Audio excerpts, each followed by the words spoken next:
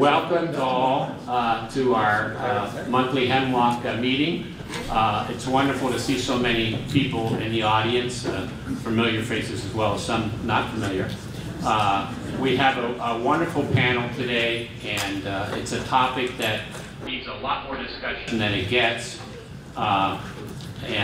Before I quickly pass the panel over to the participants, I just want to introduce myself. My name is Barry Price. I'm the president of Hemlock Society, just for a short time now. Anything I can do or any questions you have about Hemlock, please feel free to grab me anytime during the meeting or afterwards. But right now, let's get started with our panel. We have three wonderful panel members, and we're really fortunate to have them.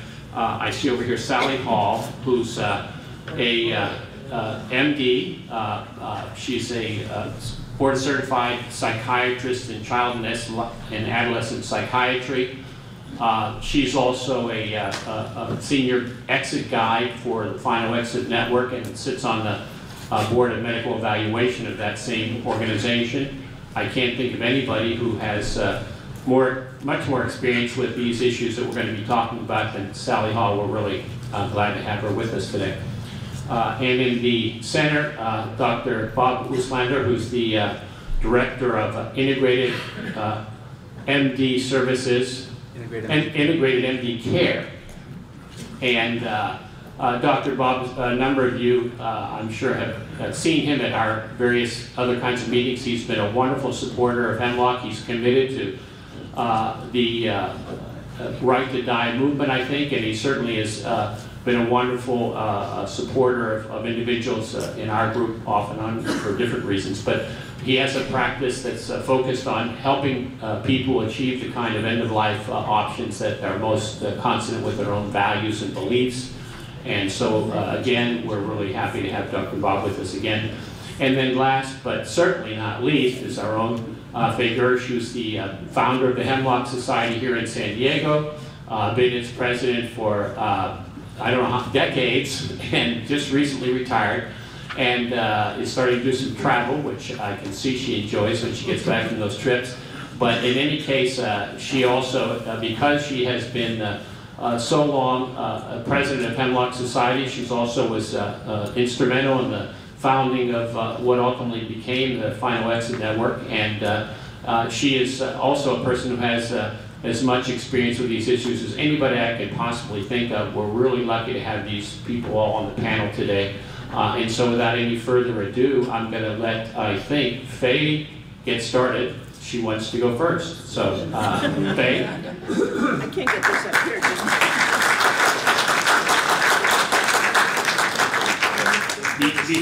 Before we get started, let me just mention just mention the format. We're going to have each presenter talk for about 10 minutes, and then we're going to have questions for 10 minutes on that person's presentation. So we're not going to save all the questions to the end this time. We want to get more involvement from you folks, and that's the way we're going to do it. So 10 minutes the presenter, and then 10 minutes of question and answers, and we'll go forward that way. Okay? All right. Faye? Okay. Got my timer on. Do I have a mic? No. Yeah. Right here. Oh, let me take it out. I can't do the mic and the slides at the same time. Oh, okay. So. I can do the slides. Okay. So this was a topic that people have asked questions about. I have questions about it too. I found it a very difficult topic because there's really no clear answer. So if you're looking for a clear answer, they may have one. I don't. When is it a rational decision to take your own life? So that's the issue. And Hamlet was just playing, and I was going to start with to be or not to be, but that is the question. To be or not to be, and when not to be, and when is it rational, and when isn't it? So I'll just give you my opinion. And I hope you can see the slides. You lost the slideshow. Lost the slideshow, wouldn't you know? Okay. There it is. Okay. So as you know, there are many other terms for physician aid in dying. One of the medical aid in dying, which is used in Canada. Oops, what happened? It's actually Death with Dignity, which is the name of the law. It started in Oregon. We have a different name here, End of Life Option Act. Bill Simmons likes the word dignicide. It's an attempt to make a word that might qualify for what we're talking about, but it's, anyway, not widely used. Voluntary assisted dying is used in Australia and New Zealand. Sounds pretty good. Physician-assisted suicide is mostly what our opponents call it, because we don't like to use the word suicide. It's not totally appropriate for what we do, but it is suicide when you think about it. Self-deliverance is the word that Derek Humphrey coined. Voluntary euthanasia refers to a particular practice where you can get an injection, and that's what happens in Canada, Belgium, Holland. Hastened death is a pretty good neutral term. I think you'll hear it today when people ask for hastened death. That is essentially they want to die. And relief of suffering is really what it is. And preemptive suicide was the name of a book that was written about 15 years ago describing the idea of taking your own life when something terrible is about to happen, like maybe dementia or something like that. What's happening now? Oh well, not working. So the present laws in the United States make it clear that the laws permitting physicians to help people die are not suicide. It's not suicide when a person says to their doctor, I have 6 months to live and I would like your help writing me a prescription so that I can die peacefully. The law specifically says, and I'm talking about 9 different jurisdictions now, this is not suicide for insurance purposes, it's not suicide for, on the death certificate, it is not considered suicide. So that's one way of looking at it. And the cause of death is not suicide, it's the underlying condition. In the United States, many people think not, but suicide has been legal, it is legal. The only problem is a gentle death, a peaceful death, is not always available to people, and an assisted death is not legal, except under the very specific requirements of these laws now, as I said, in 9 states and the District of Columbia.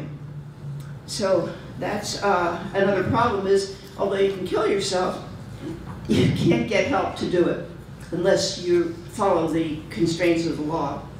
And if you attempt suicide, it's not a crime, but it's cause for committing you civilly. That is, you can be committed to a psychiatric facility for a certain amount of time. So those are considerations. When we think of suicide, generally we think of a violent act done alone under circumstances of some kind of despair or patriotism, as we have suicide bombers, or grief, or stress, or boredom, or love, heroism, bullying. It's terrible when you think of the reasons people do end their lives, and I've had friends who've ended their lives for some of these reasons, or just not just depression, but depression. And that's not the kind of issue we deal with. I know some of you have recently seen Aida the opera. I saw, there you are. Hi, Trudy. So during the course of Aida, about 5 people want to kill themselves at one point or another, either because they're embarrassed or they're ashamed or their love is lost or something horrible has happened, and it winds up that none of them do. I can't remember keeping score here. Same thing in Hamlet. Hamlet was just here. A lot of people in Hamlet commit suicide. Those are not the kind of suicides we're talking about, because generally those are temporary problems that now have a permanent solution, which through time, treatment, and other things could change. As in Aida, the circumstances kept changing so people didn't have to kill themselves. 2 people killed themselves in Aida. 2? 2 people do. Thank you, Arlene. Okay, I lost track. Not funny, but... So the kind of suicides we're talking about should really have a different name. I sympathize with Bill's effort to call it something else. We were talking about serious terminal or chronic illness, serious pain, or anticipation or loss of personhood or functioning, anticipating, not presently. And our laws don't cover all that. So some people object to this whole idea of aid in dying, and certainly the idea of rational suicide, and say there's no such thing as rational suicide. If you want to kill yourself, you must be mentally ill. I've heard that for a long time, and I think we've gotten over that. I think these laws that are in place in America and other countries indicate that the public has changed its mind, that there are reasons that people would not want to continue living that have to do with irremediable illnesses or disease or conditions. Another objection is, if you are thinking about suicide for those reasons, you should get treatment anyway. And actually, I think the law that we have in California has been modified in Los Angeles to say that everybody has to see a shrink before they get a prescription from their doctor. As a shrink myself, I don't think that's a good idea, but we talk about the protections. And another objection is old people will be encouraged to end their lives because, after all, they're going to die. Some of them may be suffering, and it's not a good idea to make it too easy. I don't think I agree with that either, but that's a discussion. Old age rational suicide is being discussed all over the world now. So if you're worried about any of these things, there are precautions in our laws, like there's a waiting period of 15 days in California before you can actually get the prescription after you've made your 2 written oral requests and 1 written request. So that's a lot of time. And by that time, some people are not competent to do this anymore. They can't swallow. It's a long waiting period. And they've just changed the model in Oregon so that the waiting period can be waived for people who are urgently in need of help. 2 doctors have to agree before you get the prescription that you are mentally competent and that you're terminally ill. That is, you have 6 months or less to live. And they presumably have seen your medical records. One at least has examined you. And if you're not mentally competent, or if they think you're being coerced, or you have a treatable depression, they must refer you to a psychologist or a psychiatrist for an evaluation. And you must have a medical examination, or somebody must affirm that you, 2 doctors, that you have 6 months or less to live. Not an easy prognosis to make. It's not. There's a movie in town playing The Farewell, and it's about this Chinese woman, and everybody goes to see 25 people in the family show up because her prognosis is that she's going to die. She doesn't know that, but everybody else knows it. They have a big party. And then the after lines, it says she lived 6 more years. So, a terminal prognosis is not a sure thing.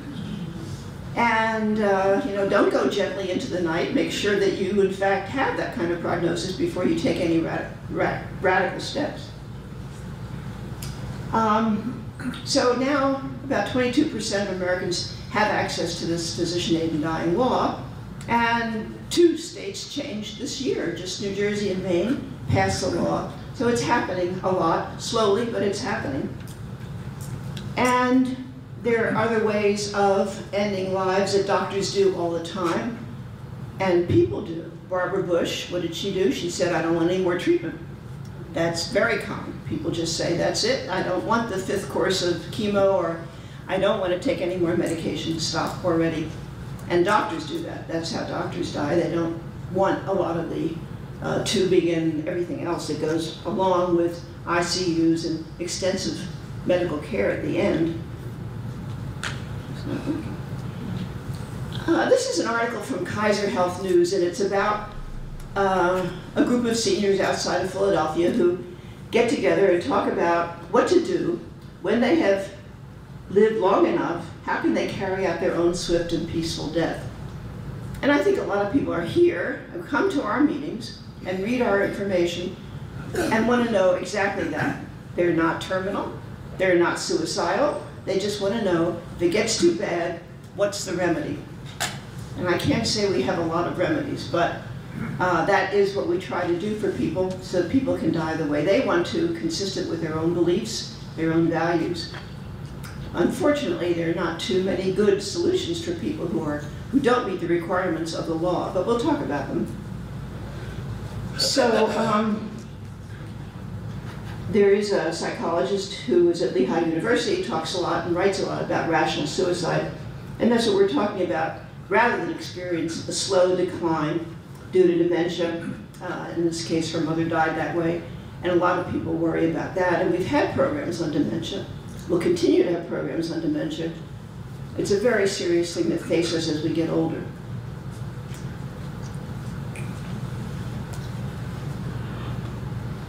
A lot of people end their lives when they are transitioning to a nursing home or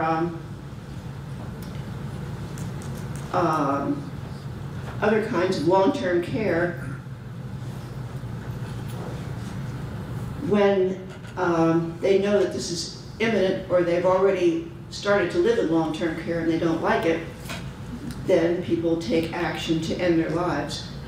Not always successful, not always easy, but that's a specter that scares people to live in long-term care in a nursing home, which isn't always the best, or a memory care unit, which sometimes is worse. As many of you know, our organization, Hemlock Society, was founded in 1980 by Derek Humphrey, a British journalist who is alive and well in Oregon, and an author. And one of the books that propelled him to some kind of fame or notoriety or whatever is Final Exit, and we have copies back there. And he wrote that. He had helped his wife die in England. She was terminally ill with cancer. And he was very fortunate to find a doctor who could prescribe pills. But otherwise, what do people do who are in this situation? So he wrote this book so that people don't have to die violently, using uncertain methods, using ways that are disfiguring or ways that people remember them as dying a horrible death. And so that's what this book, Final Exit, is now in its 3rd edition, translated into 13 languages, and still selling very well because people want to know these things.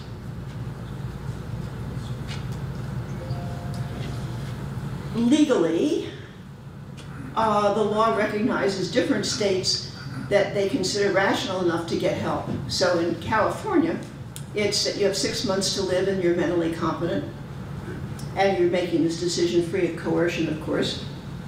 And that's the Oregon model. So that's the model essentially that's in these 9 states in the District of Columbia. Not quite, but because Montana is quite a different model. There's no criteria, but that's another story. In fact, we'll have a speaker in November who will talk about the Montana model because she helped pass it through the judicial system. In the Netherlands and Belgium, it's nothing to do with how long you have to live, because really, when you think about it, not much of a criterion. But unbearable suffering is the criterion. And they also, both countries have advanced directives for dementia, so that you can make a directive that says, if I have dementia, I want to die, and I want to use legal help to die. And both of those countries permit children who are competent with parental consent to die with help. And those countries have both physician aid in dying, as we have in California, and voluntary euthanasia. Voluntary euthanasia means you can get a lethal injection from a doctor. They have that in Canada, Holland, Belgium, and Luxembourg. Not in Switzerland, which requires unbearable suffering as a criterion with no selfish motive of the helper, and physician aid in dying. Thank you. And in Canada, the criteria are an incurable, grievous, and irremediable medical condition that is an advanced state of irreversible decline. So that is a criterion I would agree with, nothing to do with terminal illness or how long you have to live necessarily. And they permit both physician aid in dying and voluntary euthanasia. This is a cartoon that says, right to die. We of the medical profession have but one objective, the preservation of human life. if you have a doctor like that, I would suggest looking around for somebody else. Because I think there's such a thing as irrational prolongation of death. And there are many people that are subjected to almost eternal life, suffering eternal life, because they can't get a doctor to help them die. To go into the legalities of that. I should stop now. Let me just talk about rational suicide. A lot of people wondered why Robin Williams took his own life. And of course the reason was he had a mental condition, turned out to be Lewy body's dementia.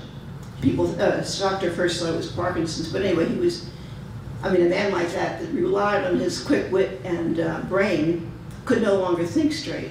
And that's why he took his life, according to his wife. Junior Seau, you may remember, a football player here, well-loved football player who shot himself in the heart because his mind was going too, because of many concussions he had from playing football. And he shot himself in the heart so that the medical community could examine his head and find out what the damage was that was incurred. And that helped a lot. A lot of people really put that issue on the map. Janet Atkins was Kevorkian's first patient back in 1991, and she had early dementia, early Alzheimer's, but she waited. He told her to wait and try to get some experimental treatment. The University of Washington didn't work, and by the time she went to him, she was really not thinking very straight. But those I would consider rational. I would consider, I'm not God, but that's... Harold and Maude is a movie we showed. Maude decides at age 80 she's going to kill herself.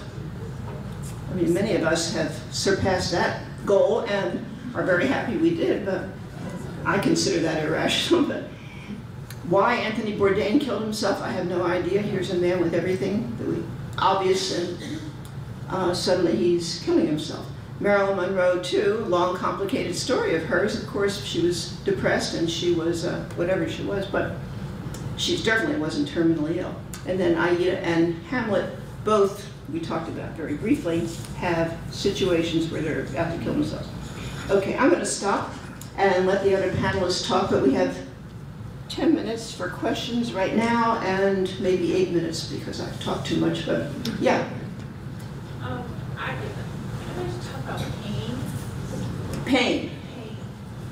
I fell and broke both ankles. I was physically disabled because I couldn't walk. I healed from that. I had cancer, and I healed from that pain.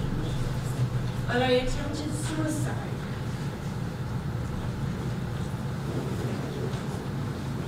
Question? And I live with the pain every day. And when you say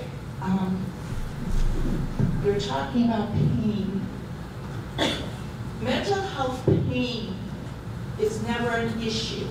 There's something wrong with you. I cannot tell you the stigma I get from elder law lawyers. They want to put me away because something's wrong with me. And the pain is numbing. It doesn't hurt. And so I consider that kind of pain equal to any other type of suffering in my life. So it's a comment. Yeah, well, I think the question is what can be done for people with that kind of pain that you're describing. Our law here, allowing physician aid and dying, does not account for either physical pain, just physical pain, unless it's caused by a terminal illness, and certainly not psychological pain. And Sally Hall is going to talk about what happens with Final Exit Network, which has broader criteria. And also there's websites, books, etc., that may help people not covered by the law. That's all I can tell you. But yeah. Finish. Okay. I guess I covered all the things. Let me turn this over to Sally Hall, who's a psychiatrist with a medical evaluation committee of Final Exit Network and is a senior exit guide. And Sally, can you stand here because the cord is too short? to hang yourself or to even talk. Let's see if I can wait. Actually, the court is laundered. Do what? Why don't you just go up there? Yeah, why doesn't she just come down? Then I don't have to. She's a very good speaker. You are?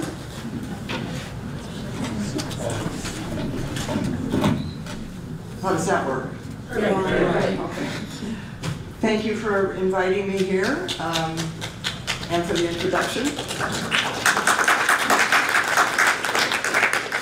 Faye's been a longtime friend and mentor, and I always refer to her as Mrs. Right to Die in the world. And I think she's more knowledgeable and experienced than anyone else in the entire world on this issue. So Well, that's modest. you're very lucky to take have her here. One correction about my introduction, if I don't have my hearing aids in, so maybe I didn't hear it properly, but I am board certified in child and adolescent psychiatry, but one could never just work with children, so I'm also trained in adult psychiatry. Children and adolescents are too tough, and you'd have to be committed yourself if you work with them. I've spoken here before quite a bit about Final Exit Network, and I think I'm going to err on a short talk because I think your questions are going to be the most interesting part of this discussion. I'm going to summarize briefly what Final Exit does because I know there are some new people here that don't know anything about it.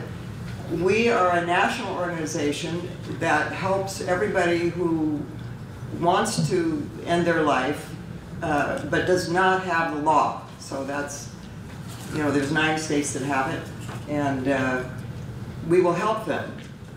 We have 4 categories of people that we will consider as eligible for our services. One is a serious terminal illness like ALS or cancer or Parkinson's. They do not have to have 6 months or less to live, but they have to have a major diagnosis and that their quality of life is impaired by that. Another category is pain syndromes. That is chronic irremediable pain that affects your quality of life, and we will work with these people as well. The third category is dementia, and different than one of the countries that you mentioned, we cannot have any advanced planning for that, unfortunately. We look forward to having that, but if you know you have dementia but you're still competent, you can apply for our services, and as long as you go forward with hastening your death before you lose your marbles, we will provide services for you. And that's a tricky question. People, when we work with people like that, they ask us right off the bat, well, how will I know? How will I know when the time is right?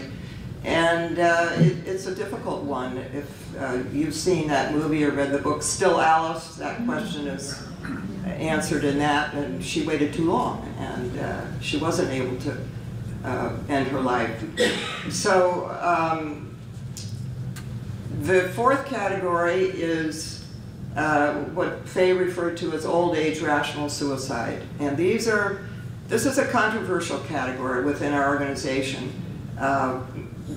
Usually these people are in their 90s, and not that we have a magical cutoff of that age, but that they have had a stroke or a heart attack or we call it a constellation of symptoms that, should any one of them worsen, they very well may end up in a nursing home and lose total control over the end of their life choices. So in those situations, we will also work with these people. One of the questions we're talking about here today is are you mentally ill if you want to end your life and hasten your death and use the California law or any of the laws or our services? As a psychiatrist, it's very clear in my mind that you're not. I think in terms of mental illness, and I think in terms of people who are applying for these kinds of services. They do, we often use the word neurotransmitters or a chemical imbalance in depression. I brought this book in. This is about a 1,000-page book of the diagnostic manual that people in the mental health profession use. And if you look through here, there would be so many categories of illnesses that where suicide plays a role, anorexia nervosa, bipolar, some of the more classic ones. So there are lots of mental health diagnoses that relate to suicide that I consider in a separate category than from the people we work with. As far as labels go, I think even if you look it up in the dictionary, suicide does not have a stigma attached to it. It's just someone who intends to end their life. It doesn't say they were crazy or they're depressed. But I still feel, working in this field, that there is a big stigma attached to it. And so rational suicide is probably the best I like, or hastening one's death. I don't think there's anything that's magical, but in my mind I make a distinction. One of the issues that we find in our organization is when there's overlap, when there is a strong psychiatric overlay on top of a diagnosable medical illness. And just so happens on our 7-member medical evaluation committee, 3 of us are psychiatrists, and we don't agree very often. And in that case, we will invite a 4th doctor. But right now, all 3 doctors have to agree that this person meets our criteria before we will go ahead and help them. One of the other problems we've just had 3 cases recently where people that are applying for our services have, in my opinion, been treated shamefully. There was a case of a woman that we were in the process of accepting that was talking to our organization over the phone, and she didn't realize her speakerphone was on. Oh. And her caregiver, who was ignorant of her plans, happened to hear everything she was saying, called the police. She was arrested and involuntary confined in a mental hospital. We've had 3 of those cases. Another one, a person using our services, a friend of hers who happened to be an attorney, was going to be the one that would find her. You have to have a discovery process. You can't just die and wait till, there's a bad smell coming around the corner. So we have to have someone who participates in that. And when she finally, got down to brass tacks discussing with this woman, the woman decided that she didn't think this was something, it was too risky for her legally to be involved, but instead of telling her friend, I won't help you, she called the police and had the woman incarcerated. So I think it's, I'm retired now, but I think it's, the whole mental health profession needs to be educated, and there need to be lots of training about dealing with these kind of people that they're not a risk, that, they don't require involuntary hospitalization, that's a rational response to a serious medical problem, and that they should be allowed to come in and talk over their plans and how their family feels about it without any fear of involuntary confinement. So that's another issue that I think is important to be mindful of. Let's see, I think I've pretty much covered the basic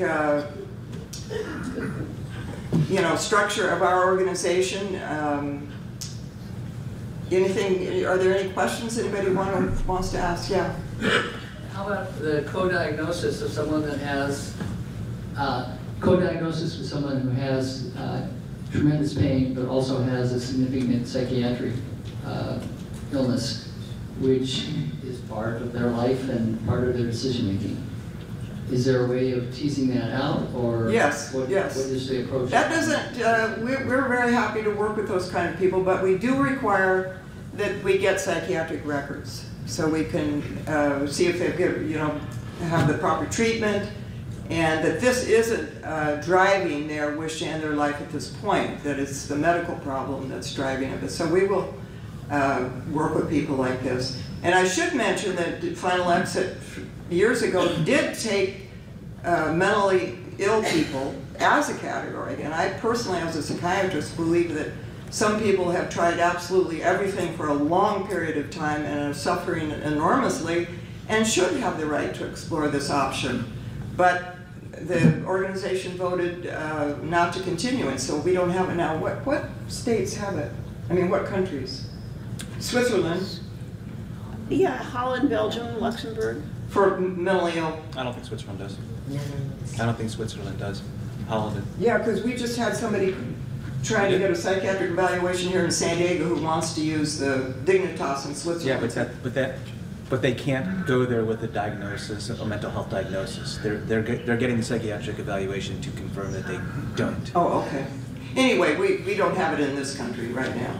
Yes. When you say, may I point out that we are filming, we are filming and recording. If you don't want your voice yourself recorded, please don't ask questions. You can write it out.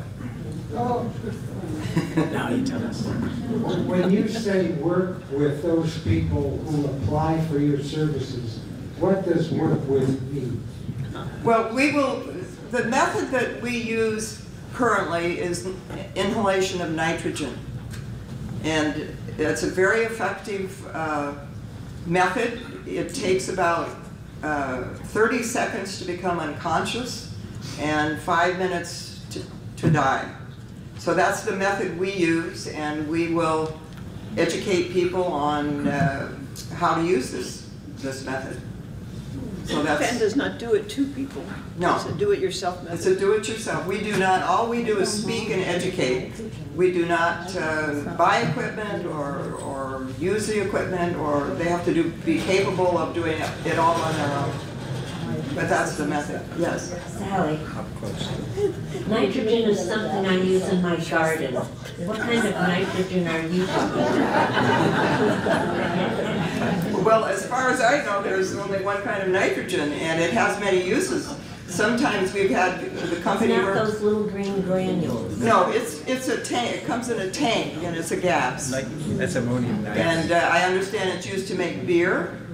And it's also used in gardening in hothouses, I've been told. So, but this is a gas, liquid gas. Yeah. Do you ever do presentations to organizations that provide therapy who have a lot of psychotherapists about your organization? Yes. Yeah. If lots of times, you know, the first contact with our organization is by phone.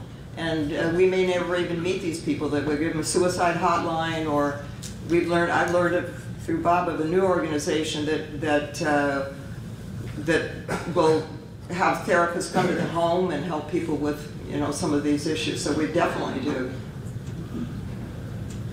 Yes. What happened to those people that were involuntarily sent to a mental institution? Well, the one that I worked with was put in a hospital, and I think, you know, they only can hold him for 72 hours, and he was eventually released, but he was put in a nursing home and put on medication, and his, you know, ability to go forward with our organization was limited. Was that because he couldn't pursue it anymore, or because you couldn't pursue it anymore? Well, we cannot, a person cannot take advantage of the nitrogen in an assisted living setting. You know, the only way people have done this is you sign yourself out and you go someplace. You go to a motel or go to somebody's home. But you know, we couldn't do it there. He couldn't do it there. Yes. It sounds to me like it's a really good idea, if you have a psychiatrist or a therapist, to approach this subject with them and see where they stand on it, so that you know if they're going to intervene or not in this situation. Well, that's, if you have an ongoing relationship with the therapist, you certainly could, but to call up and say, by the way, over the phone when you're going to schedule an appointment, it's awkward. And so the end-of-life options organization in California, I understand, is trying to develop a list, isn't that right, of doctors that will help in this, with this law, and therapists that are willing to, you know, let you sit down and talk over what's bothering you, maybe about your family's reaction or whatever, without any concern about this being motivated by a mental illness. And But, you know, I don't want to take up all the time because This lady is next. Yes. Yeah, earlier you said that suicide is not defined as a mental illness in your book of that mental health professionals use. What is the criteria used to hospitalize someone against their will if they're considering suicide? It just seems so irrational. They're a danger to well, it's themselves. a danger to themselves. It's not just if they're considering. Life is a danger to Sally, themselves. it's not just if they're considering, it's essentially, if they're believing Yeah, at risk. I mean, this is where they have a plan, they're wanting to end their life, you know, they're under it's being driven by emotional problems, as opposed to our group, who are mostly driven by medical problems. But that is the law. I mean, most of physicians and therapists are mandated, if you're working with somebody who is has an emotional problem and is threatening suicide, has a plan, you're required to hospitalize them for an evaluation. Okay, let's hear from Dr. Bob. Yeah, She has thank you. One more question. Okay. I know that studies have shown that people who take advantage of the California law and receive a prescription, of that number, a certain percentage never use it, and perhaps because they become unable to, but some don't use it because they just know that they have it. Do you find that also with your clients? Oh, definitely. Absolutely. Right now, it seems like I've got about 20 cases that I'm working with, and I'd say 15 of them has been going on for a year. There's a tremendous amount of relief for people to know that they have a way out. Okay. And that relief, they feel a whole lot better. It's like, and a lot of people don't want to go on hospice, and we strongly, you know, if you can find a good hospice, then they provide services where people feel better. But that's definitely the case. We'll have more questions after Dr. Bob, and just generally. Okay, thank you. Thanks.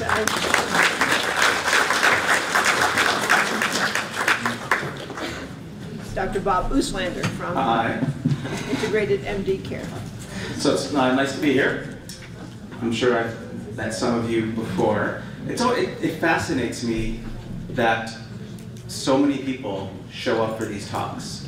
I mean, there's so many things you could put out there and promote that we're going to be talking about health related, and we get like 5 or 8 people that would show up. And yet there's a talk about suicide and how to die, how to end your life, and the room is like packed. You barely find a seat. So I'm curious. I'm actually really curious. I'm going to tell you a little bit about what I do, and it really plays into a lot of this conversation. But why are you here? Like what? So I'm going to start with some questions. Why are you here for this particular topic? What are you here to learn? What are you here to get? My son has, and you don't have to pass the mic on. I'll repeat the question. My son has MS, and when he found out he had it, which has been many years, he said he could take his life. He said that he could take his life. Yes, because what they did, they had him go see what people were like right before they died. Got it. So your son learned what his future might look like, and at that point determined that he may at some point decide that he was going to take his life. He just said to me he could take his life based if on he seeing had that. to. So you came because you're interested in what the options are for someone to do that. Yeah. What else? How many people are here to learn about the options that are available when it's time to go? Okay. Anything else specific? So we already heard from you. Can we hear from someone we have? Because I don't want to die in pain like my mother did, like my brother did, and my fiance did. So you've seen people die badly, and you're looking to know how you can avoid that. And I want to know what I can do to not only protect myself, but to allow myself to die the type of death I want, when I want, and how I want. Who agrees with that? All right. Who has? So that's okay. Where are you here? Oh, I was No, you agree with that. It was a lady. Anybody else? Okay. You want to go ahead? Yes. I'm just here looking for understanding and support of mental health. Because I think whenever suicide is discussed like here, it's all physical disabilities. And we really need, because of the stigma, we're afraid to speak out that we're suicidal. And I don't know how many times you hear in the news when a child dies or a school student, a parent will say, we never knew until they read her diary. And so we need to be more open, talking about suicide and mental health. I agree. I agree. But that's probably not going to happen in this talk. So there, I'm hoping you'll find places to receive that benefit. Okay, in the back. Yes. Yeah, you direct it. All right. Well, I've been hospice care for 35 years, so I believe I know a lot about the way people die. In what capacity? I was one of the founders of hospice in the country. Okay, and awesome. Thank you. Basically just create hospices and be the director. But are you still looking for work? Are you still looking for work?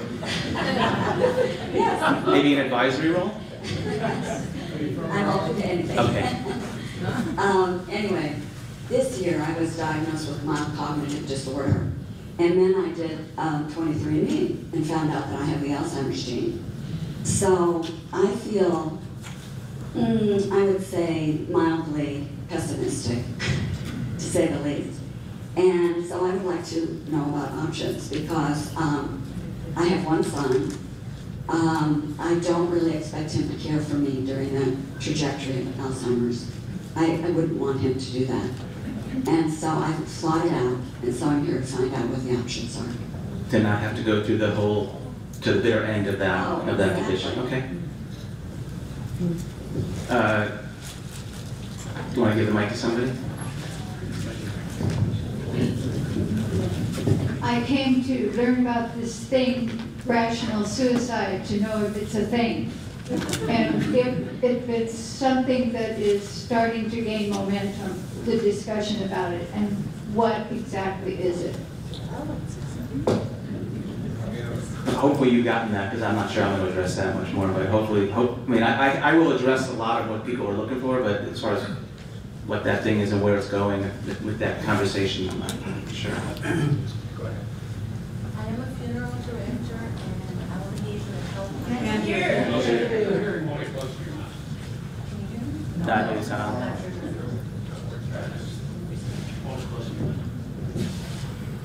Hello? Hello. I'm a funeral director and I want to be able to help my clients.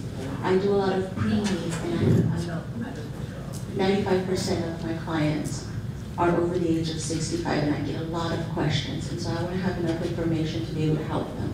And also, us too, we have no children, and I think what she said resonates with us, and we want to know what our options are for our future.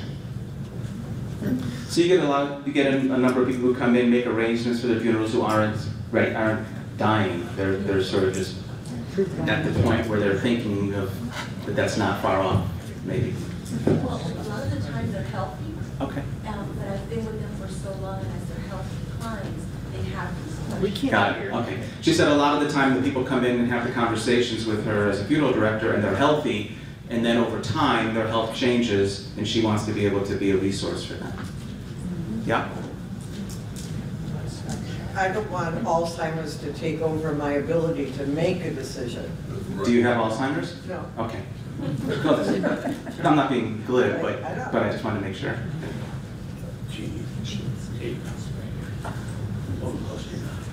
I don't expect to have to use any of these options soon. However, I'm in my 90s, and I don't want all my money to go away to somebody else that thinks I need care. And I am very mentally competent, and I want my grandchildren to get my money, not an organization. Got it. So the common theme that is running through here for a lot of people is being able to have control, to understand what the options are, so that you can have choice in control over how and when your life ends. Is that fair? Yeah. Got it. Anything else? Question. I mean, of course, there's others. I understand that there's a movement in California to try to in the law. And I'm wondering where it's coming from. Is it coming from the medical profession or religious groups or a combination? You know? It's a combination. It's religious medical professionals. I mean, it's religious people, and they get the religious medical professionals on board so that they have more, more momentum and more credibility. And there have been. The law was overturned temporarily last May, and not this May, but the May before, for about 3 weeks. And there may be challenges again. The Supreme Court already indicated that they would not hear a case based on that argument, that had the law overturned temporarily. California Supreme Court? Yeah, but at this point the law is intact, and I don't anticipate there will be any major challenges or overturning of it. Again, it's been in Oregon for 20 plus years, in Washington, and I think in general more states are going to be coming on board, and it's unlikely that it's going to be overturned in any states permanently or even for long. Someone in the back there? Yes. A couple things. My son was born 42 years ago with excess chromosome fragments. He died twice, and then the medical field saved him, handed him over to me, which was my life and went total hell. My attitude is there are some things in our society, we don't take care of children. I don't care what your politics are, nobody really takes care of throwaway people. And so for me, it's been hard for me to work with regional center forever. And the concept that we save people when they should have died, and then hand them over, and I don't trust our society. If I knew we were living in the perfect world, I'd say, live please 1,000. But I know until the day I die, who's going to take over for them? As far as we know, my son's the only one who's never been molested, sexually molested. So we got him early into a private group. But everybody else's group has been molested. And we don't pay our caregivers very much. So I've worked a lot and gone to Sacramento and dealt with the regional center. I'm pretty disgusted at how we take care of our people. So that's one thing. The other is my mother. I'm Irish and German. Irish, we get up every day and go, I can't believe I'm still here and I have a liver. The German side of me is my mother. She's 99. She, of course, believes she'll live another 20 years. Probably will.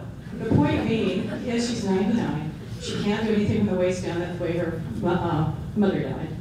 And if I had $5,800 a month, I could put her in a very nice place. She's on Medi-Cal. The good places don't take Medi-Cal. Medi-Cal charges the state of California $9,000 a month. So, interesting. So I look at her, she's not suffering. She's going to die that very slow death of old age. If I take after her, which I'm the only one in the whole group of external versus my Irish friends, relatives with buffalo and burnt skin, I would like to die, choose my way out, not suffering, it's just time. Okay, so you're among this group that you want to be able to learn, you want to know how that's possible, how you can have more control and take action as opposed to be passive about all of this. So let me take one more, right there. Yeah, I want to return. There'll be time for some questions after. And part of the reason I'm doing this is because I got to run at 3. I'm not going to be able to stick around a lot longer, but I want to give people as much information as possible in the time here. Yeah, I want to return to this woman's question about the California law. It requires mental competence of the individual who wants to end their life. To me, that's a problem. I think it's been mentioned in Hemlock Society of San Diego before that by the time you get to that point, you probably are not mentally competent, or you may not be. Has there been any discussion of amending the California law to bring in a situation where you're not mentally competent, but in previous years you were, and you wanted at that time to end your life if that situation were to come up? I'm sure there's been lots and lots of conversation about it. It hasn't been introduced, and I don't think it ever will be at this point. It's too controversial, and no one's going to take the risk of undermining the law as it stands for that. So let me talk a little bit about, I guess, something that hopefully will appease some of you, if not most of you. Competent, and so when we talk about being able to have control and being empowered and understand what your options are to be able to take matters into your own hands and have a more controlled death an end-of-life experience. And I'm not just talking about the actual death, I'm talking about the end of life, which for some people can stretch years.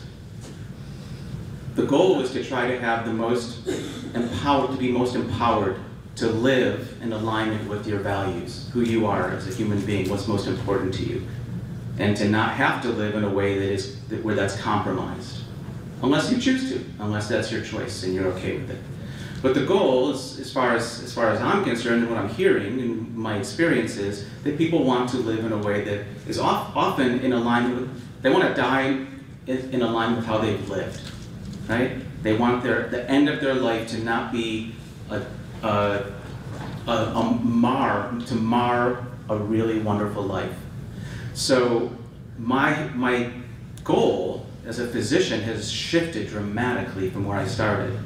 And right now, my focus and my purpose is to help people understand how to understand and have the support they need to have the most peace, comfort, dignity, and joy through the last stage of their life and the most peaceful and dignified death.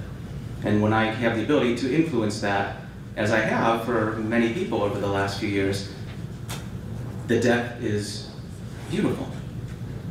It doesn't go down the typical path that so many do. How many of you are worried that you're going to end up in a hospital, in a scenario, in a situation where you're receiving care in a way that you wouldn't want it for a period of time that you don't want it and don't feel like you have control? So you know, the thing is, it doesn't have to be that way, right? I sit with people and I have these conversations with them and I understand where that they're afraid of this, and I hear where the fear comes from. It comes from experiences like that. It comes from watching, movies and seeing things on television, or experiences with friends or family members, and they've seen bad things happening. And they just assume that's the way it has to be, that they don't have any ability to influence that. And that's just wrong. There is the ability, but you need to have the right understanding, the right information, and the right guidance. You need to have the right advocates. And I think that's a big gap. There's not a lot of, certainly not a lot of people advocating for you in the medical community. Has that been your experience? Yes. The medical community does not prioritize giving people information, certainly not about giving people information about how to have their life end more peacefully. That's not the focus. When I went to medical school, which granted was, in the last century, well, that actually wasn't a century. You would think that there was no such thing as death. It was never discussed anywhere. It wasn't in the textbooks. It wasn't in the lectures. There was no discussion about death. And so it's not surprising that doctors are uncomfortable talking about death. So I was an emergency physician for 20 years. When I went to medical school, I wanted to be in the middle of everything. I wanted to be like the consummate physician who was able to save people from the throes of death anytime. I had all these visions of like people coding in an airplane in a movie theater or wherever. And actually that almost happened here one time. Yes. And it's like, so I spent 20 years as an emergency physician, and we tried to save everybody. Anyone who came in, it didn't matter if they looked like they'd been dead for 2 weeks. We tried to resuscitate them. And after, that's just the way it is. And especially if you go to like a teaching hospital where every person who comes in is being coded is now a teaching case, right? So now you have medical students, they're keeping people alive, shouldn't laugh. They're resuscitating people and coding people so that the medical students and the residents can have experience in how to do that. So if you don't prepare properly and have the right guidance and support, that could be you. If you want to be an experiment or a teaching, bag, whatever, for medical students, that's fine. I recommend that you donate your body to UCSD Medical School, and you can do that. But probably don't let them do it before you're gone. So 10 years into my career as an emergency physician, I had an experience where a friend of mine died of melanoma. He was 32. I was with him through the last months of his life, and with him at the time that he died, and helped to ease his dying. And that was my first exposure to hospice care. I had never actually, I'd probably seen a couple hospice patients in the emergency room over the years, but when a hospice patient ends up in the emergency room, somebody screwed up. So that's what I thought. So I saw a new way of caring for people and a new way of caring for families and an entirely new model that totally transformed me. And it planted a seed, and years later when I was in a position to do things differently, I transitioned out of emergency medicine, started doing palliative care and hospice here in San Diego, and I became aware that it's a better model, that being able to care for people at home and have this interdisciplinary team approach certainly made some improvement in the care, but there were still horrendous gaps, huge gaps, because it's all insurance products and models and all the limitations and authorizations, and people were still dying really badly. They were living very poorly, with very poor quality, and it didn't matter if they were paupers or billionaires and Nobel Prize winners. There was no better support available for anybody. So after a couple of years, I started my own practice, and I said, I'm going to give better care to these people, fill the gaps, and help provide support for people at the later stages of their life and as they're dying. And that was about 3 years ago. And people started coming to me, and once the California end-of-life option passed 6 months later, people started calling to ask me for support to help them through medical aid in dying. And so that's something that is a piece of what I do. It's not the focus, but it's one of the things that I have supported patients throughout Southern California in. But what I was so surprised about is how many people were coming and just telling me, I'm complete. So it was either I'm complete, I just want to go, I'm done, how do we do it? Or I have something that I'm really terrified about, and I see the future, and it doesn't appeal to me, and I want to do something, and I want to know what I can do about it. And that specifically are those people who are diagnosed with Alzheimer's disease or conditions like that, where they still have capacity, they haven't lost their ability to make informed decisions, but they know it's coming, and they want to prevent that. What I started realizing is people are being kept alive against their will, all over the place. And that just doesn't make sense to me. And I know that it's a controversial issue, and as a doctor, I'm supposed to, preserve life, but I feel like it's become part of my purpose to help people understand what options they have, so that they don't feel like they are imprisoned in a body that's no longer serving them, or imprisoned in a life that no longer feels like it has enough value to keep going. So that's part of what I do. I counsel people. I have people come in my office, and we sit and we do a specialized form of advanced care planning, where we talk about all the things. We look at the reality of the situation, of the circumstances, what you're dealing with, what your particular circumstances are, what's most important to you as an individual, what makes life worth living, where's your threshold, and then what are your goals, and where are the gaps, what will keep you from achieving the peaceful end-of-life experience that you're looking for, and then kind of put a plan in place, what needs to happen, and then identify who's on your team, who's going to help you accomplish that. And then we talk about the options, and there are options for people who want to allow their life to come to an end. And we talk about those. I don't encourage people one way or the other, I just lay it out there.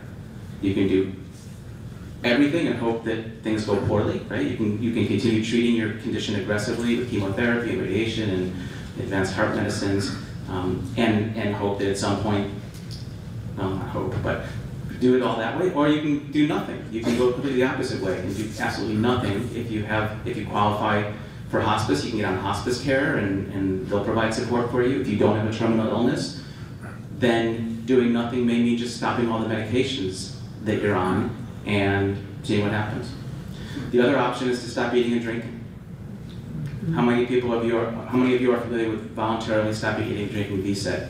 Have you? Yeah. You're a self-selected group, obviously.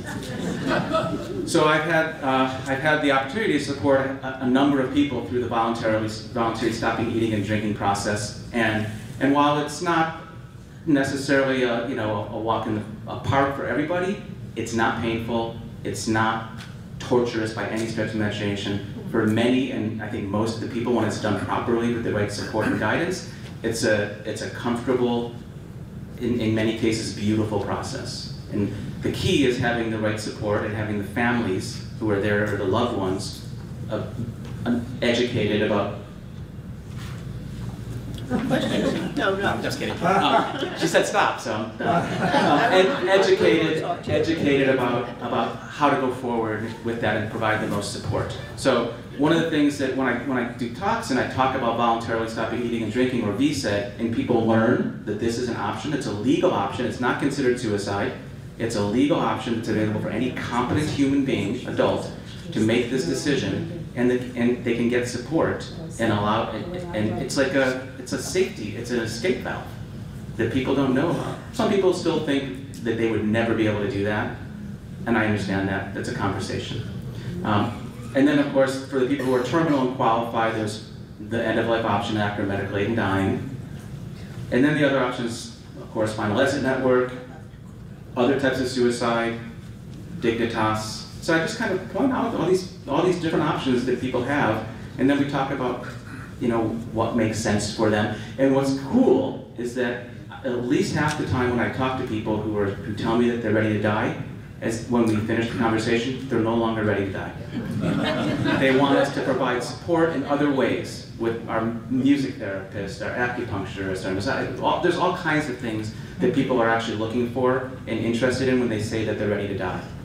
But sometimes they mean it, and that's when we engage at a different level with those folks. So I'm going to open it up for questions. Yeah, for everybody. Now it's For time everybody. for everybody. Yeah. Are you covered by insurance? No, I'm not. Because if I took insurance, then I would have to do it the way everyone else does it, and that doesn't work because I would not be able to deliver the kind of quality care that we do. What's the prescription? Can I just ask if somebody's going to ask a question, if they'll wait until the microphone gets to them, because a lot of our members have a hard time hearing, including me. And if you think the question, if you can wait till a microphone gets to you before you ask the question. These questions are addressed to everybody here. Yeah, and if you want to ask a specific person, if you think one of us is the most appropriate to answer that question, then let us know, address it to us. So Dr. Bob, what's the prescription? The current prescription that's being used is called DDMA. It's digoxin, diazepam, morphine, and amitriptyline. DDMA. And what happens typically, I was with a lady yesterday, 92-year-old who had advanced heart disease, and I went to her home, beautiful ocean view, her grandchildren, great-grandchildren were on the bed with her. They had spent days together having their final time, and everyone was, of course, very sad, but she was beaming. She was so happy that she was on her way out. She drank the medication, she fell asleep in 3 minutes, and stopped breathing gently in 8 minutes. It was beautiful. And just one final question. The reason I'm here is for a friend of mine, too. She has terminal cancer for the last 6 years. Oh. She's on hospice care. Done with it. So, and one of the things I want to put out there, hospice care is great. It's not right for everybody. Sometimes it's too much, sometimes it's too little, sometimes it's just, it won't meet their needs for various reasons. We've created an alternative to hospice care. That's a lot of what we do. We help fill the needs that people have when they might think they need hospice care, but we're able to do so much more and also bring in hospice when it's appropriate to fulfill the needs even better through insurance-covered services. So, questions for any of the other? My name is Jeff Gordon. I've been involved in hospice for 30 years. And I was going to just have a discussion with Faye and Bill about this, but it really was worth sharing with everybody in the room. I sent Faye a YouTube video about a doctor on the East Coast and who came up with a solution to one of our problems. there's two parts to this process. One is making your wishes known, and the other is finding people who help you take care of it that way. The post law was a great advance in that, but the other part of it has been a tremendous improvement on that, which nobody knows about, and was very surprising to me, and it was facilitated by technology. So what this doctor in New Jersey is like, Dr. Bob, he's got a practice devoted to this. He helps people create a plastic card that has a QR code on it. That's the funny thing, that you can go work with your phone. And is this on? Yeah. Talk into it. And so his medical practice, he goes around and does a videotape of what your wishes are, and you express your wishes on video, and you also list your medications and your diagnoses, and then this QR code goes on this ID thing that's with you, and it's much better than a pulse, because if people pull it out, there you are talking while you're competent, before you're demented, and it's very clear that you are you and what your wishes are, and it's documented in a way that nobody can dispute, and it's available when you need it in the ER. You can wear it on a chain around your neck or put it in your wallet, and that effectuates as best it possibly can be what your wishes are in extreme circumstances. A pulse won't do it, and then the doctor in the ER or anybody else can act upon what your real wishes are. And so I would like to encourage Faye and Bill to try and get this kind of availability to everybody. We could make a real improvement in carrying out this process. Hey Jeff, if you can, maybe if you can get his contact or info or send it, I'd be interested in looking at that. Thanks. We could just pass the microphone around here so people need to talk to you. This is for Dr. Bob. It's a question about the VSET. If you're doing VSET, if you elect to do that, are there drugs that you can take to calm yourself down from not eating? I Yes. can imagine. The answer is yes, Okay. yes, yes. Great, thank you. It's all focused, it's all based on comfort. And the cool thing about it is you're awake, you're able to give people a direction as to what you want, how much comfort medication you want. So you guide that, at least for the first several days, and then after that you fall into to sleep and become comatose. But you've given direction to the whole team, including your healthcare agent, about what you want at that point, and then it becomes just like anyone who's dying of a natural death. You become dehydrated, your organs shut down. People stop eating and drinking all the time.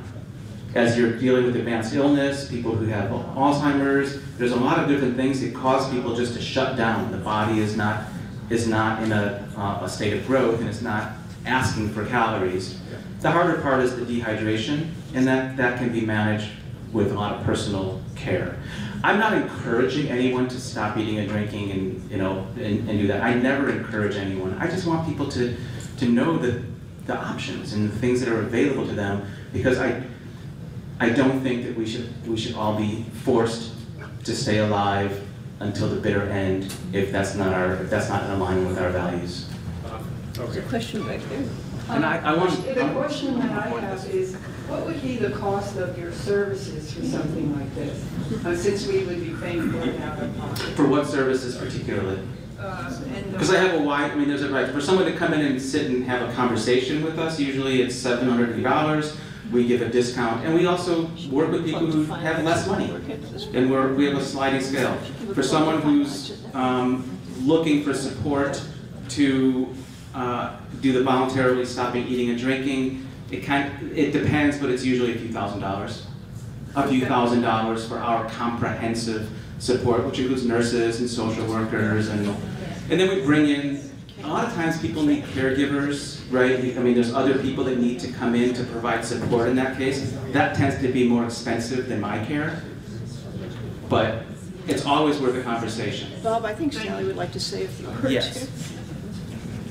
I would just add in this line that Final Exit charges nothing for our services. We're all volunteers, and the organization supports us flying to visit you, and so there's no charge. Just so you know. Final Exit Network sends 2 exit guides a couple of times to visit anybody anywhere in the United States at no charge. So something good to know about. Any other questions? This lady right here has a microphone. Yes, I happen to have. Close to your mouth. Close to my mouth. About 30 tablets of Elavil. I think some of you might know what that is. I don't know. I'm not sure I'm pronouncing it right. It's a pharmaceutical to make people happy. And then there's another one. It's a codeine stuff. I have about 30 of those things. Is that a question? Doesn't matter where about them, but what would happen for if a person wants to? Why doesn't they just take those and sit down and wait, go to bed? So wake up the next morning. Because they usually wake up in an emergency room with a tube down their throat, and as soon as they recover, they'll go to a psychiatric hospital. and they'll also likely have impairment from brain damage. Wow. So the long and short of that is that you don't want to experiment with various pills you're not quite sure about, because you can end up in a much worse situation than you are. And so we don't advocate that at all. That's the absolute worst thing you can do. So scratch that off your to-do list. Yeah. This lady right over here. We're going to have her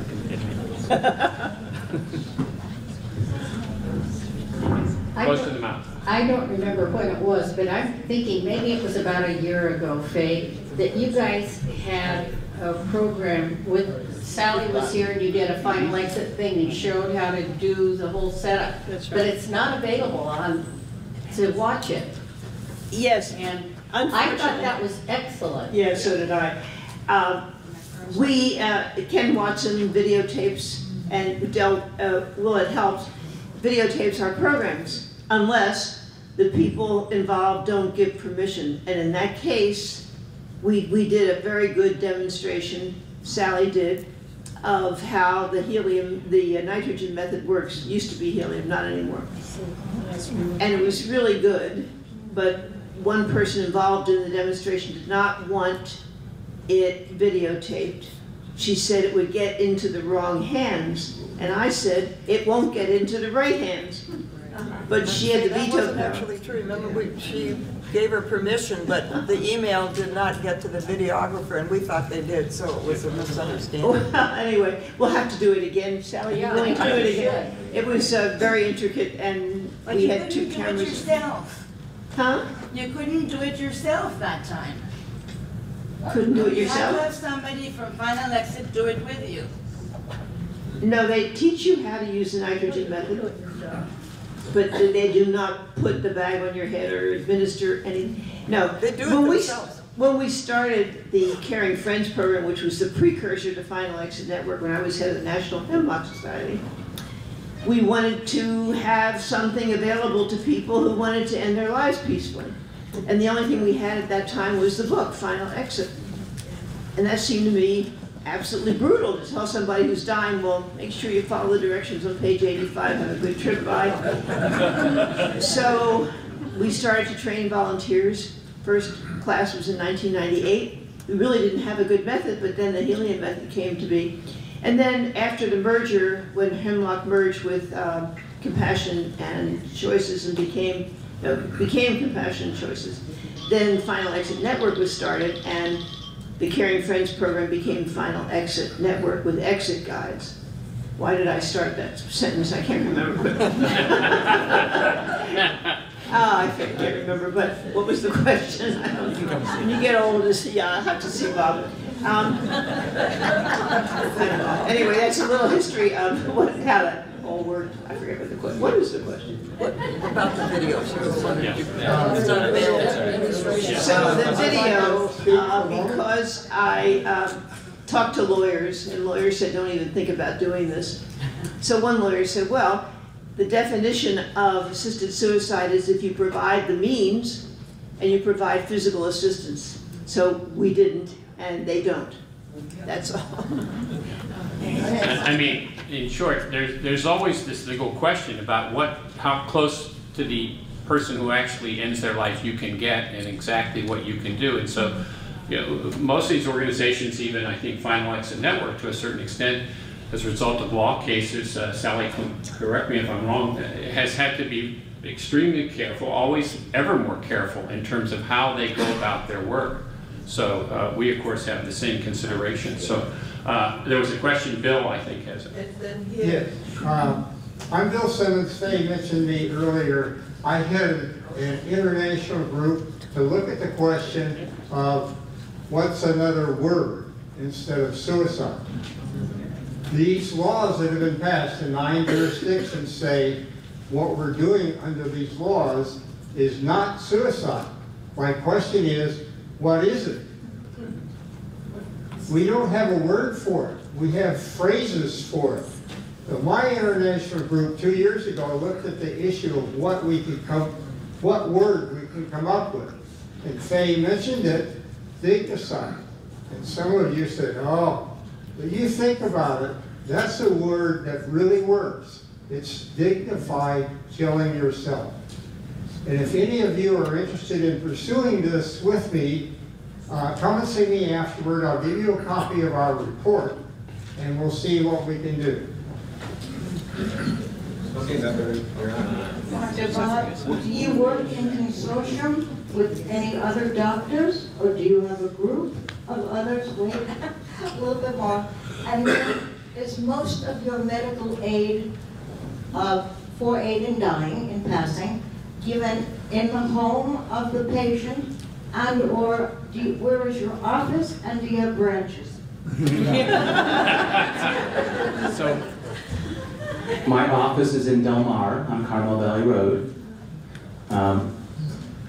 If you guys, I don't have many. I couldn't bring cards because I went to my office and I didn't have my keys, so I couldn't go any of my cards. I have a handful, but not many. If anybody wants my phone number, yes. I mean, I want you to have a resource. I'm not here to promote myself, but I want, if you are looking for a resource and guidance, then you can call us and we'd be happy to work, to figure out what you're looking for. It's 858-925-7554, and it's integrated MD care. So I have another doctor who works and does primary care out of my office. Her name is Dr. Cook, and it's just a kind of a concierge primary care model, and I don't have any other branches yet, but my plan is to expand the model of my practice to other communities, especially throughout Southern California. That's my goal. And all of my care is delivered in people's homes. Question back yes. there. Question. So this is for Dr. Uslander.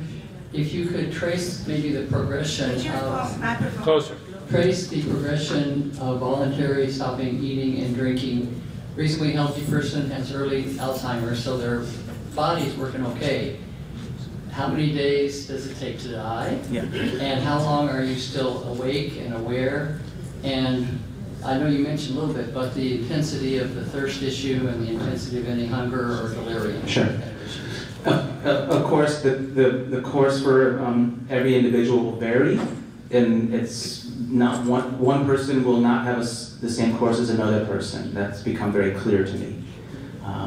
But I would say in general, a person who has kind of some underlying health issues, not like a vigorous, young, healthy person, but an older person with some medical issues, typically the first few days, the first several days, 3, even 4 days, they're up around doing activities, communicating.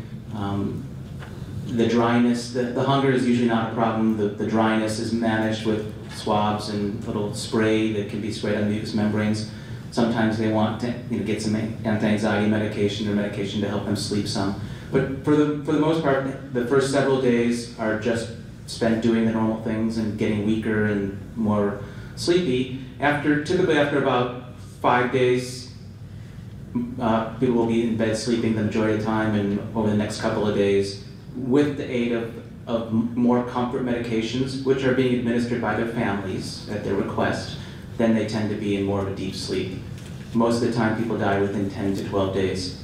I've had a range. I've had people die in 3 days, just because sometimes people, when they get permission, they just go. When you get permission, sometimes you just, like, it's amazing, people sort of will themselves into a place where they can stop breathing, their heart stops, and it happens quickly.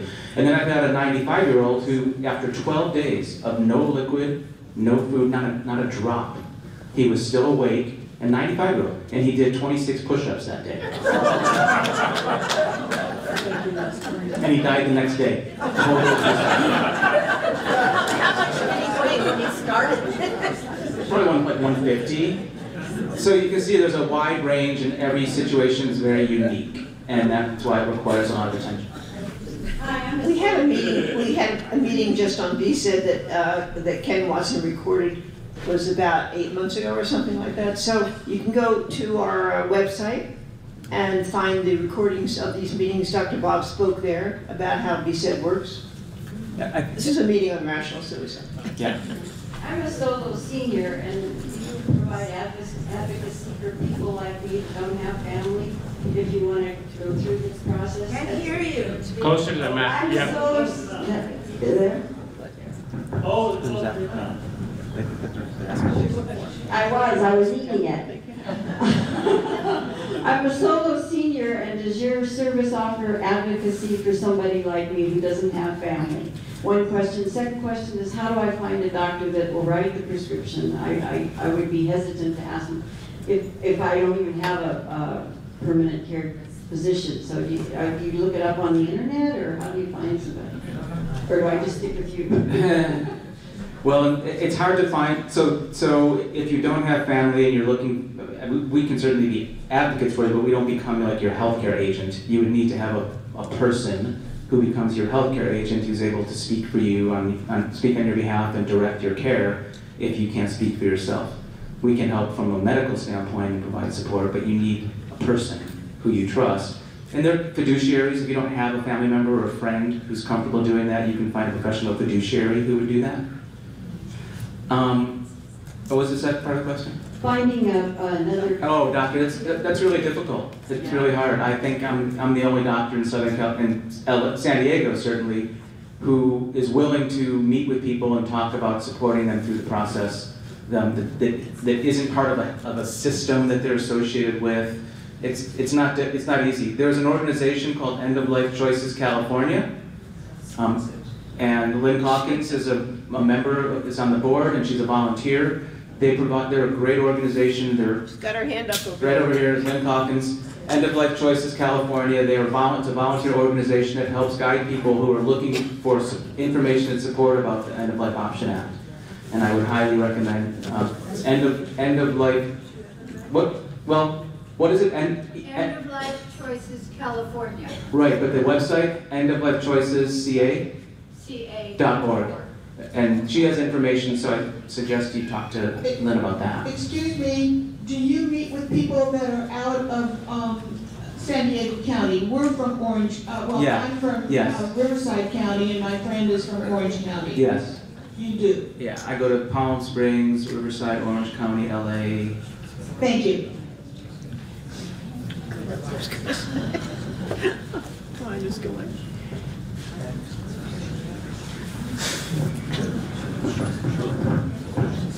What is the current cost of that prescription that you can get in California? What is it? It's about $700. $700? Yeah. And I understand that some insurances are starting to cover at least portions of it. Not it's powders, it's compounded by a pharmacy, so it's not a typical prescription, and most pharmacies won't be able to get it. So there's only specialized pharmacies that will be able to get that prescription and fill it. And it's about $700. You know, Medi-Cal was paying for Seconal when it was $3,800. Seconal is no longer available. I understand, I don't know for sure, but I've been told that they will or may. So I don't know for sure. I was just going to say that the idea of the End of Life Option Act was that you talk to your own doctor about this and find out, tell your doctor that you are not terminally ill. So if you were, you would like to use the End of Life Option Act, how does he or she feel about it? And sort of get the conversation going that way. And of course, if your doctor slams the door and walks out on you, you know you're in the wrong place. But Kaiser will provide somebody, like a navigator, to refer you to another doctor. Presumably, so will UCSD, so will Scripps, but it's a little like pulling teeth. But although Dr. Bob is our hero, he shouldn't be the only doctor around that's doing this, because the End of Life Option Act was you're supposed to do this with your own doctor. Right. I just wanted to add on to that. If you have a physician, if you find yourself or a friend or a loved one who's looking for support, and you approach your own physician about supporting you, a lot of times they'll say, I don't know anything about that. I can't do it because it's too complicated. I don't know. You can tell them, if they're willing to support you, that I will help to support them.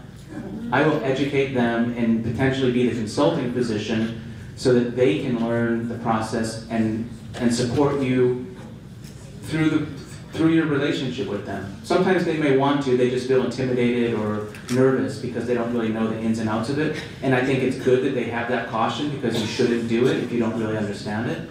But if your doctor has an opening, if they don't just sort of shut the door and they just need more guidance and information, I'm happy to educate them and support them.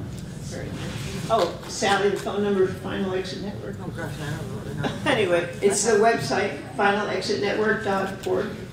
And the cost of the equipment that you would need for the nitrogen is about $150, $175 for everything you need that you buy yourself. Do you have a card or something so we can call? I have one card left. Now, don't call Sally. Just call look, Final Exit Network. Yes, I need. Yeah. But just look at Final Exit Network on the internet. Just look at Final Exit. Yeah. And it's got everything on there. Usually we have newsletters and brochures, but we didn't bring any today. So. Well, just a final word about End of Life Option Act. Everybody in here ought to be informed about the fact that most of these medical institutions do not tell you about the End of Life Option Act unless you ask. What we have found is numerous people have told us, and I experienced this in my own family, people who are dying and get told that they have the option of palliative care or hospice, but no mention is made of the End of Life Option Act, even though they clearly qualify. So if you are in that situation, you have to ask, and then they will talk to you about it. So keep that in mind. And we're going to, obviously one of our goals in Hemlock is to make this information more readily available. Both doctors and institutions that participate, our goal is to encourage these different institutions in any way we can to make that information public. One other goal we have that speaks to a question somebody asked here was, and in this regard, I tend to disagree with Dr. Bob, and that is, I think we can, and I think we should make it our goal to push for a change in the End of Life Option Act that deals with the issue this lady out here mentioned. That is to say, people who have dementia or Alzheimer's, while they're still competent, to be able to write an advance directive which specifically sets out the conditions under which they would no longer like to live. And just because it is difficult, and just because it is something that's controversial, is not a reason to give up on that. And we need to, and so if you're interested in that, we're always looking for volunteers. We're interested in doing that ourselves here at Hemlock, and so that's something we're not giving up on. Hey, Barry.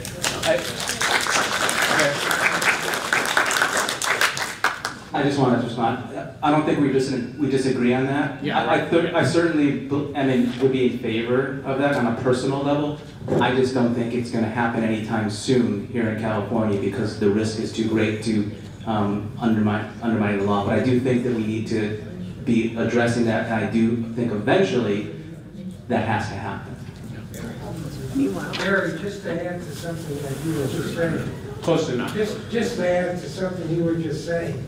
ARP, which I know many of you are members of, will not allow Finn to have a booth at their annual convention. But what organization is that? AARP. We picketed a few years ago when they had their convention. A long, long time ago because of that. Yeah. So it's consistent with what you're saying about many organizations will just not address this issue of death and dying. And Fenn and ARP is one of them. Yeah. Piss me off. Yeah, no, I agree 100%. Well, one thing that you can do concretely to advance this effort, if any of you are members of the Alzheimer's Association or you're members of the ALS Association, or any of these groups that deal with people who have conditions of the type we're talking about, degenerative neurological conditions, those people can begin to push their own organizations in this direction so that we could begin to work with them, encourage them to work with us to get to that goal, because we've got to get there. There are millions of people who are going to have Alzheimer's in California in the next few years, and what are we going to do? So, yeah. Just a plug for the play, I think it's still at the La Jolla Playhouse, the, what is it called? The Luckiest, yeah. But based on what Lou Gehrig said when he got up at Yankee Stadium and said, I'm the luckiest man in the world.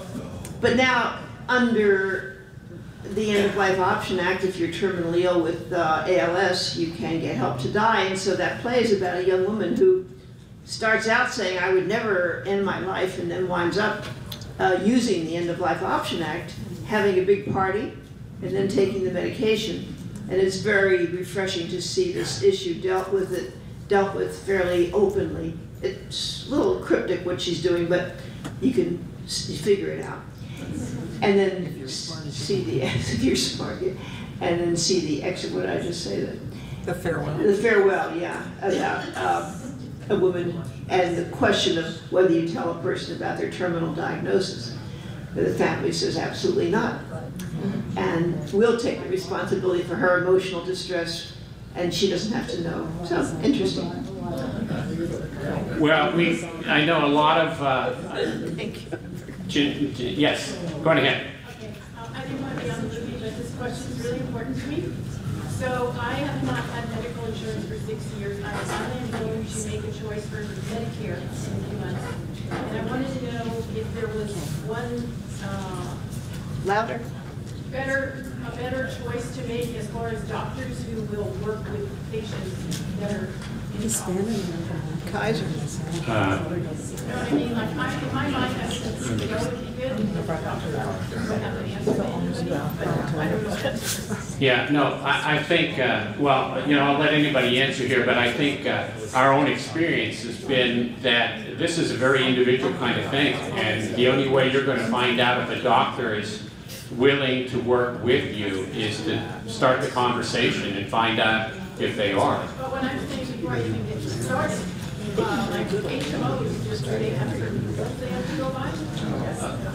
That's a question for a doc.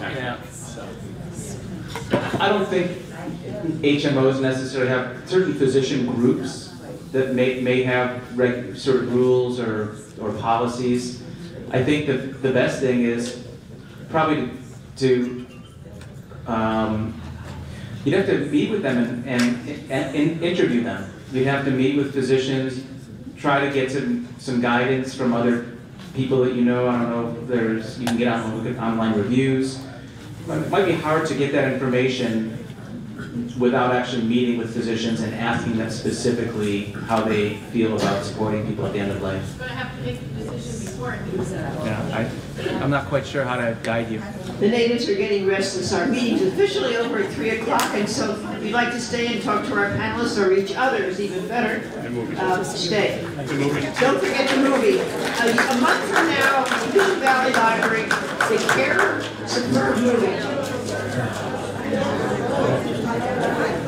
All right, Faye, I'm Ron. Yes, I got it.